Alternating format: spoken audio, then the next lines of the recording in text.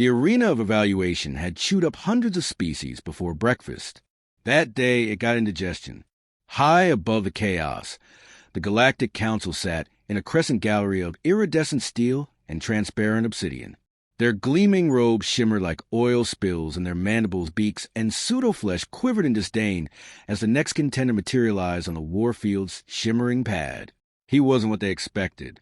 The crowd fell into murmurs as a lone human appeared, wrinkled, gray-stubbled, hunched in a jacket patched with mismatched cloth and grease stains. He blinked slowly, squinting upward against the twin suns. His boots clunked on the platform like they weighed more than he did. He held a metal mug, steam curling lazily from the top. "Is that their champion?" hissed the Faltech delegate, its triple eyes narrowing. "Did Earth mistake this for a retirement home?" snorted a ZHYL aristocrat, adjusting her ceremonial blade. The arena morphed around the man, reshaping from obsidian stillness to a nightmare jungle. Carnivorous vines pulsed underfoot. Razor leaf ferns shuddered with predatory intent. Distant screeches echoed across the canopy. Frank Garvey took a sip of his coffee and muttered, "God damn, decoff again." Transmission link secure. Confirmed visual. Frank is in. The voice buzzed in his ear. It belonged to Captain Lyra Chun, orbiting above in a rust-patched Terran freighter, pretending to be a council-cleaning vessel. She sat stiff-backed at the comms console, eyes flicking between Frank's vitals and the arena's shifting topology. "You're late?" Frank said without turning. "I already almost died of boredom." "Status?" she asked. "2 bugs, 3 plants, and whatever the hell that purple cloud is are trying to kill me. So, typical morning." "I don't get it," came the distracted voice of Jazz Okoro, the ship's engineer and resident chaos artist. "They throw in a crusty vet with bad knees and expect a fair fight? Unless... Wait, is that a Model 7 Vaxel drone to your left? Give me a sec, hacking it." Frank glanced sideways at the dormant metal ore buried in the mud. "Make it dance, kid." "I'll make it sing." Back in orbit, Corporal Danny Vega leaned over the drone control console, clutching a sketchpad littered with half-written poems and gear schematics.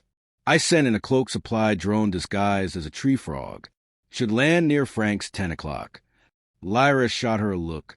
"You disguised it as a what?" "It has mood lighting," Danny replied with a grin. "For morale." Down below, Frank took another sip. The mug read, "World's Okayest Soldier."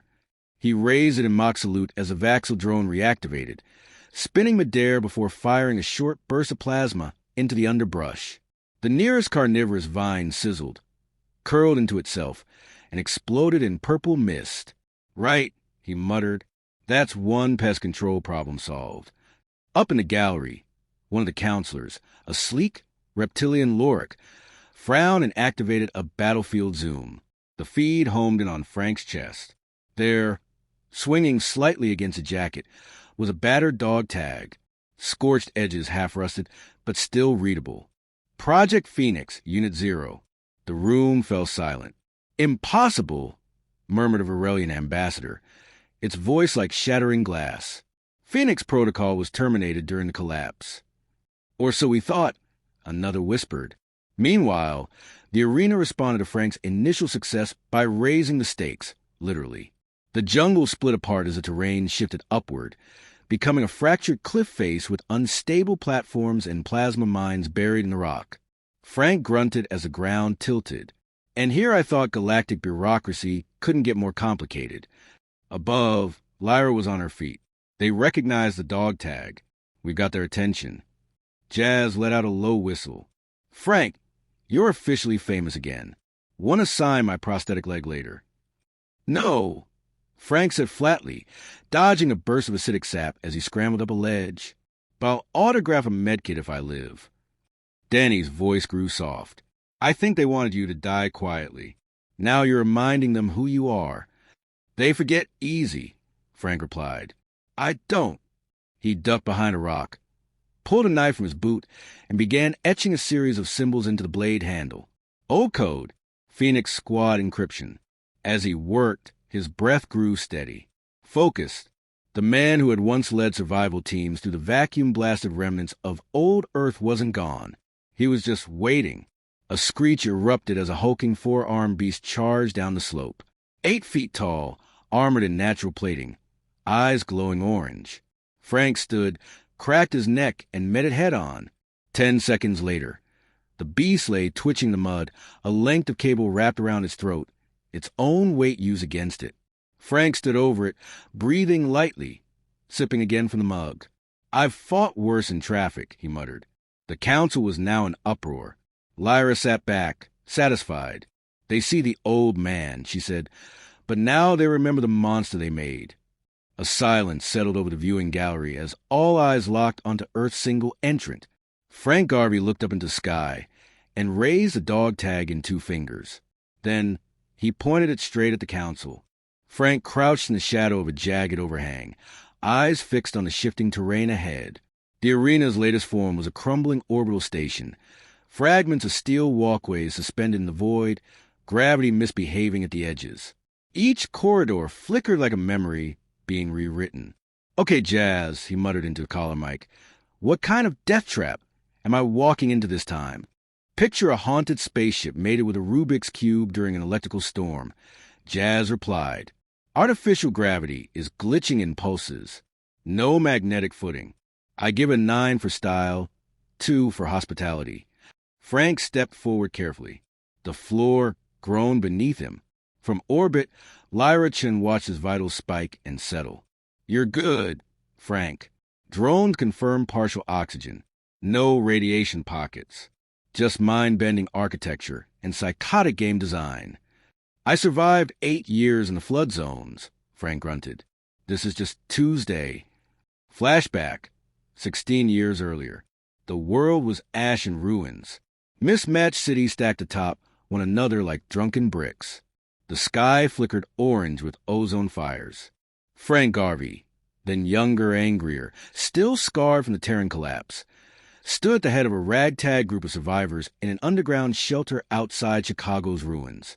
A woman coughed up blood beside him. A child screamed. Supplies were gone. Hope was a rumor. Frank kicked over a busted vending machine and found a can of peaches under the debris. "We adapt," he'd said flatly, cracking it open. "We survive. And then we hit back." That was the first day of Project Phoenix.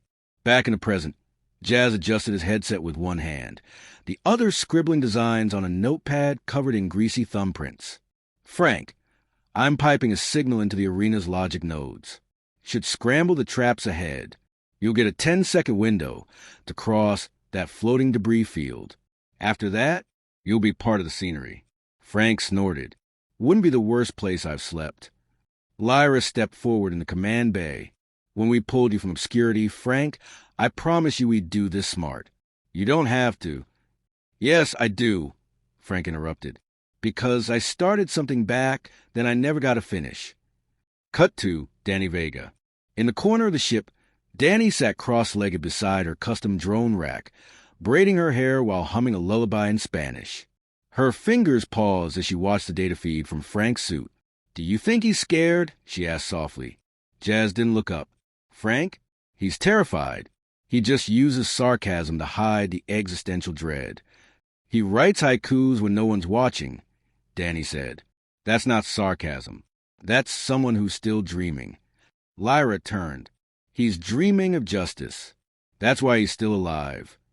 Inside the arena, Frank crossed a debris field just as Jazz's hack flickered. Floating cargo crates bucked in midair. Rotating walkways ground against each other like grinding teeth. He jumped, rolled, cursed, and landed hard. Behind him, the platform disintegrated. Ahead, a flickering wall turned transparent to reveal a child, no older than 10, pale-skinned, eyes wide and glowing faintly violet. Alien but small, afraid, caged in a failing stasis pod, surrounded by auto-defense turrets. Frank's muscles tensed. Back on the ship, alarms lit up. "Unknown species," Lyra said. "No registry match. Bio signs unstable. Council planted a kid in there." Jazz's voice cracked. "That's not a combat scenario. That's a PR nightmare. They don't expect him to get out of there," Danny whispered. "They're using the child as bait. They think he'll walk away." Frank knelt beside the pod. The turrets twitched toward him. He unhooked a mirrored panel from a nearby wreck and used it to blind the sensors. His hands were steady. "I had a nephew once," he said aloud. "Taught him how to build a solar cooker out of an old satellite dish and a gum wrapper." He pressed a sequence into the pod's interface. It resisted, then relented. The stasis field dissolved with a hiss. The child blinked, uncertain, then reached forward and clutched Frank's jacket. The turrets powered down. Council observation deck. Chaos. Murmurs turned to shouts. The Loric ambassador slammed its tail on the floor. The human violated the arena protocols. A Run Kai elder leaned forward, antennae twitching. "No, he subverted them. That's different." "The arena is not a place for diplomacy," another snapped. "No." Lyra's voice echoed as her message broke through the static, piped directly into the arena's live feed. "But you build it to showcase strength. We just showed you a better kind." Back in the arena, Frank stood, the child clinging to his side. The arena shifted again, this time slower, more hesitant. Frank stared into the nearest camera drone. "You want more stories?" he said, raising his voice. "You think survival is about teeth and blood?" He pointed to the child.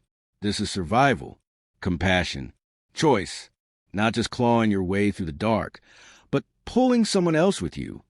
On board the ship, Jazz wiped his eyes. He's making a speech. He hates speeches.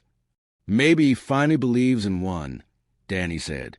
Lyra didn't smile, but her voice softened. "Let the council see. Let the galaxy see." Project Phoenix wasn't about building soldiers. She looked at the display. It was about rebuilding humanity. Closing beat. The arena lights dimmed. The environment froze mid-transition. Stone and metal fractals caught between simulations. Frank stood at the center, cradling a life not his own. Up in the viewing gallery, silence hung like judgment. And far above, Lyra turned to her crew. "They expected fire," she said. "We gave them light." The arena was quiet now. No monstrous war machines. No shifting deathscapes or twisted logic puzzles.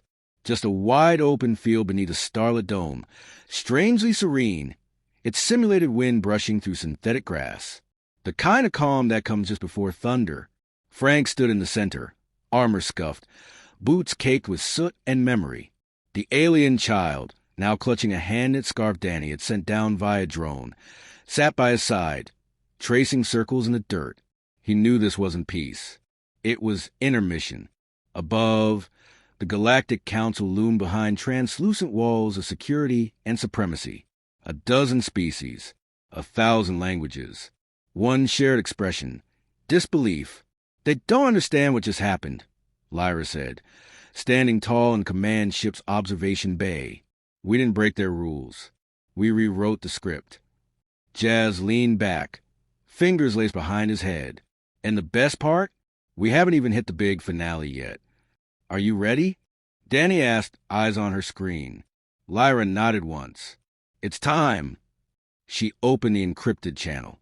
The message went out, unfiltered, unsanctioned, and censored, to every outer colony, every pirate relay, every slave camp with a cracked data receiver. It simply read, "We are still here. Arena, judgment stage." The field shimmered and shifted. A singular monolith rose from the ground, sleek, black, and humming with embedded intelligence. It pulsed once, then broadcast a voice, deep and modulated. "You have violated the spirit of the arena. You have shown compassion where there should have been conflict, subversion where there should have been submission. You do not win." Frank wiped a smear of oil from his brow. "That's the thing about humans," he said. "We never play fair." Another pulse.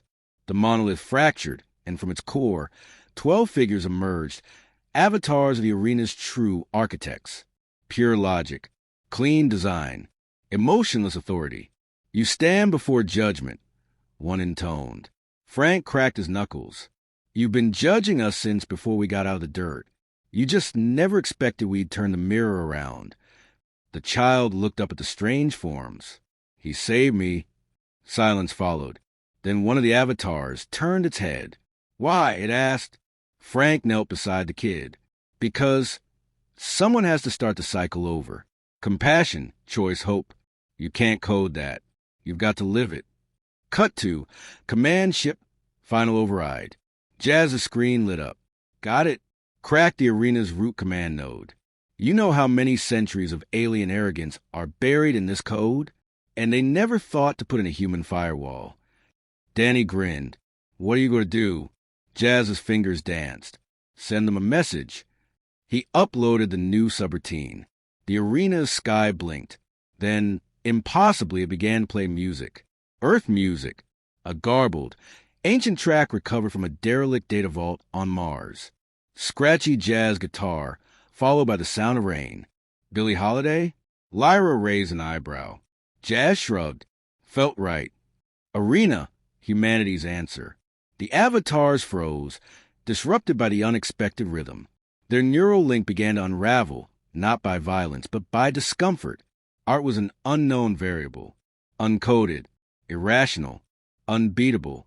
Frank walked forward, holding a battered photo.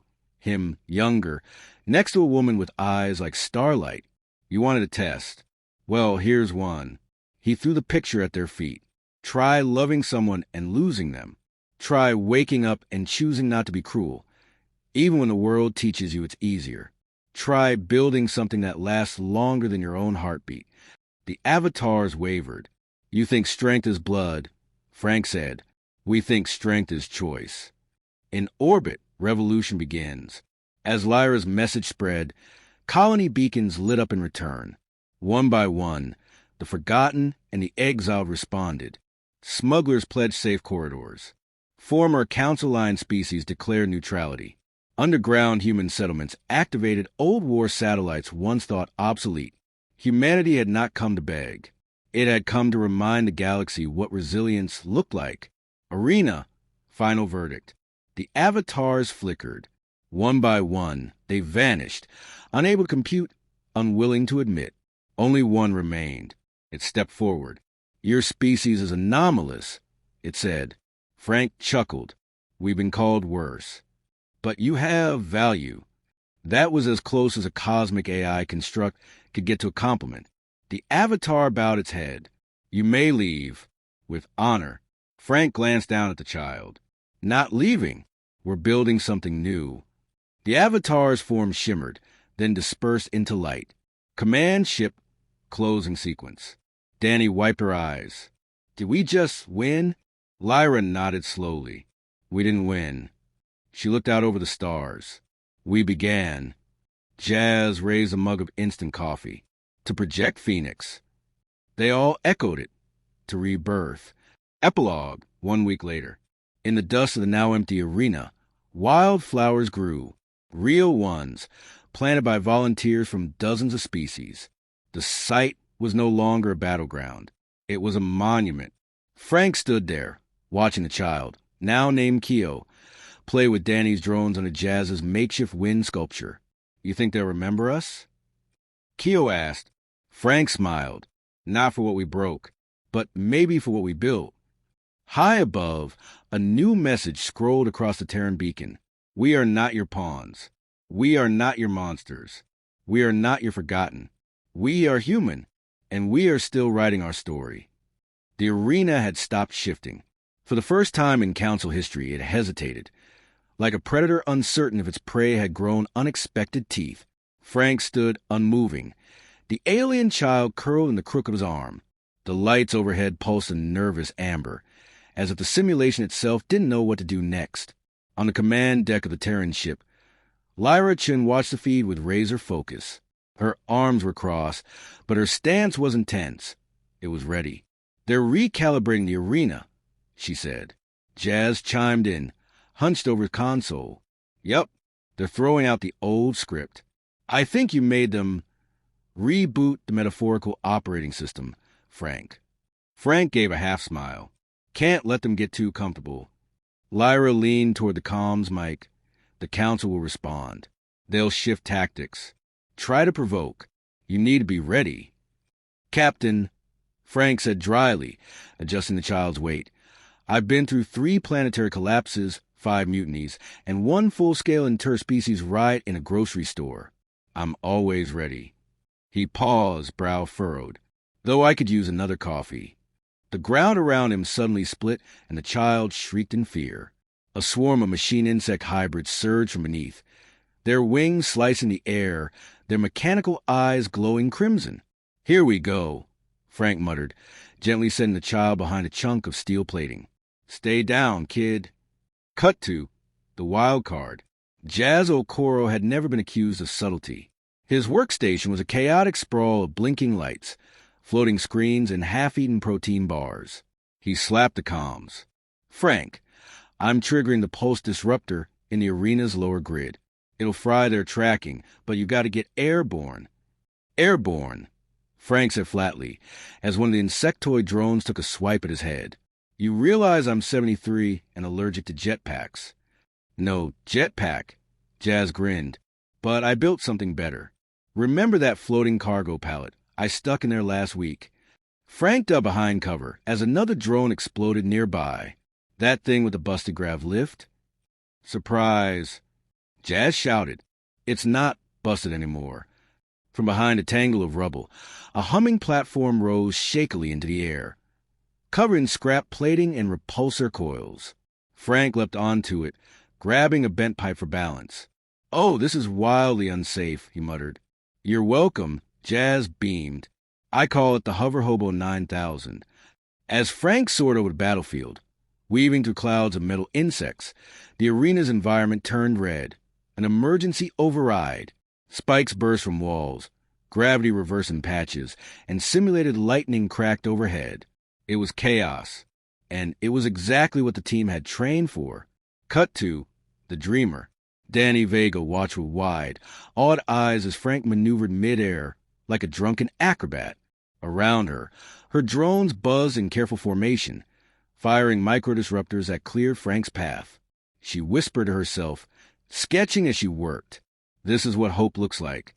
Unpredictable, messy, loud." Lyra raised an eyebrow. "You're writing another poem?" "No." Danny smiled. "I'm documenting a miracle in real time." Her hands flew across the drone controls, modifying flight paths mid-battle. One drone dropped a repurposed mining shield onto Frank's position, just as a bolt of plasma tore through the air. "Miracle intercepted," she said. "Arena, upper tier." Frank landed hard as the hover pallet gave out beneath him. The child crawled from hiding and clutched his leg. "Stay close," he murmured, scanning the now glowing floor tiles. "Something's changing again." Indeed, the arena did not relent. Its next configuration was quiet. Too quiet. The battlefield reformed into a sterile white expanse. Nothing but silence, sky, and mirrors. Then the reflections began to move on their own. Frank stared. Dozens of them. Older, younger, dressed in the uniforms of wars long past. Some had blood on their hands. One wore the black armband of Earth's lost Antarctic resistance. They didn't attack. They judged. "You think this is clever?" Frank growled, spinning in place. "Some existential guilt test?" A voice, deep and cold, echoed across the void. "You broke protocol. You altered the test. You tainted the arena. The council. Speaking through the system." Frank stepped forward. "You built this death trap to measure worth. Well, guess what? Worth can't be measured in blood alone." One of the reflections, the version of him who'd left a teammate behind, stepped forward. "You are not innocent," it said. Frank's face hardened. "I'm not, but I didn't survive to be clean. I survived to make damn sure we meant something." On the ship, Lyra's voice was steady. "They're testing him psychologically, trying to fracture him, but they underestimate what Earth survivors are built from." Danny nodded. "We don't crack. We bend like fire-forged steel." Jazz was typing rapidly. "I'm going to reprogram the arena's emotion interface. Let's see how these smug interstellar judges handle a little human irrationality." He pressed enter. Back in the arena, suddenly, the mirrors around Frank shattered, and in their place, memories appeared. A battered kitchen table, the sound of laughter, a child's drawing, rain hitting a metal roof. Frank stood silent as the world flickered with every memory he'd ever fought to protect. The arena trembled. The child beside him looked up with wide, curious eyes. "Those are yours," the alien asked. "Some are gone," Frank said softly. "Some are why I keep going." Then the final transformation hit. The arena didn't become a battlefield. It became a city. A Terran city, reconstructed with eerie accuracy. A market, a music hall, a school. Life. It was beautiful. It was bait. "I think they want to see if I'll stay," Frank murmured. "Give up the fight. Accept the illusion." Lyra's voice echoed through the earpiece. "Frank, you know better than most. Comfort is the real test." Frank turned away from the false city. Let's remind them what choosing the hard road looks like. Closing beat. As the illusions collapsed, the arena rebooted again, this time slower, as if unsure of its own purpose. Frank stood at the center of a smoking battlefield with a child in one hand and a broken mug in the other. High above, the council watched in silence, and Lyra leaned toward the console.